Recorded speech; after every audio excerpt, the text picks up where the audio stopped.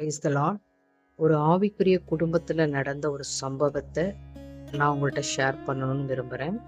என்னன்னா, மாமியார் மருமகள் அவங்க மகளும் தாயும் மாதிரி அன்னோனியமா அவங்க வாழ்ந்து வந்தாங்க.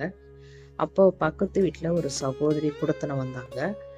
அவங்க கிட்ட ஒரு நாள் அவங்க மாமியார் என்ன சொன்னாங்கன்னா, நான் பலவீனமா இருந்தேன், என் மருமக வந்து எனக்கு ஒரு டீ போட்டு கொடுக்கல அப்படின்னு அவங்க கேஷுவலா சொல்லியிருந்தாங்க.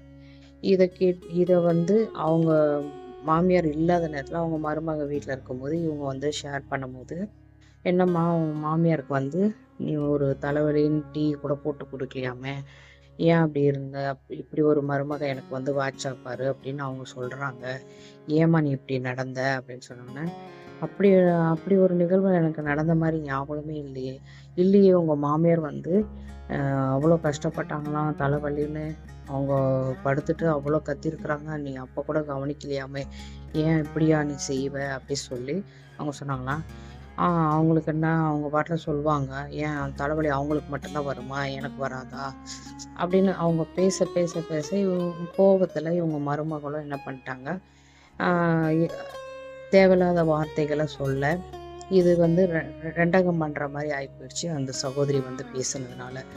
அப்போ இந்த வார்த்தையை பிடித்து கொண்டு மறுபடியும் அவங்க மாமியார்கிட்ட அவங்க மருமக வாயால் சொன்ன காரியம் அது அப்படின்னு சொன்னோடனே அவங்க குடும்பத்தில் அவ்வளோ பிரிவினை வந்து கடைசியில் மாமியார் ஒரு பக்கம் போக, மருமகளும் அவங்க மகனும் ஒரு பக்கம் வாழ, இப்படியாக அவங்க குடும்பமே பிரிவதுக்கு இடையில வந்த ஒரு சகோதரியே காரணமாயிட்டாங்க.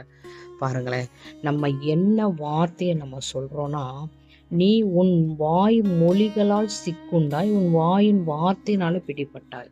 பாருங்க, நடக்காத ஒரு காரியத்தை நடந்ததாவே உருவகித்து ஒரு தாய் மகள்ன்ற ஒரு அவங்க அந்யோன்யத்துல இருந்த ஒரு அன்பையும் பிரிச்சு, இன்னைக்கு அவங்களுக்குள்ள இருக்கிற அதாவது அவங்க வேற இவங்க வேறன்ற மாதிரி அவங்க பிரிந்து போனதுக்கு அந்த சகோதரி ஒரு காரணக்கர்த்தவாயிட்டாங்க. அப்போ ஒரு நபர் நம்மகிட்ட பேசுறாங்கன்னா, நம்ம ஆராய்ந்து அறிந்து இது வந்து நம்ம மாமியார் தான் பேசியிருப்பாங்களா, இல்லை நம்ம தாய் தான் பேசியிருப்பாங்களா, இல்லை நம்ம சகோதரி தான் பேசியிருப்பாங்களா, நம்மளை நாமளே ஆராயணும். ஒன்றும் வெளிப்படையாக அவங்ககிட்ட கேட்கணும், ஏம்மா நான் தான், நீங்கள் கேட்டிருந்தா நான் அவங்களுக்கு கொடுத்துருப்பேன். இது வந்து மாற்றி மாற்றி மாற்றி பேச கடைசியில் அந்த வாயின் வார்த்தைனால பிடிப்பட்டு குடும்பமே சிதைந்து போச்சு. நம்ம ஒரு கிறிஸ்தவர்களா இருந்து இப்படிப்பட்ட சூழ்நிலைக்குள்ள நம்ம தள்ளப்படாதபடிக்கு நம்முடைய வாயின் வார்த்தைகள்னால எதனால மற்றவர்களை குற்றப்படுத்திருக்கிறோம் நம்மளை நாமளே ஆராய்வதற்கு தான் ஆவியானவர் இந்த வார்த்தையை நமக்கு கொடுத்திருக்கிறார். இதை நீங்க உங்க மனதுல என்ன தோணுதோ நீங்க ஷேர் பண்ணலாம். ஆமென்.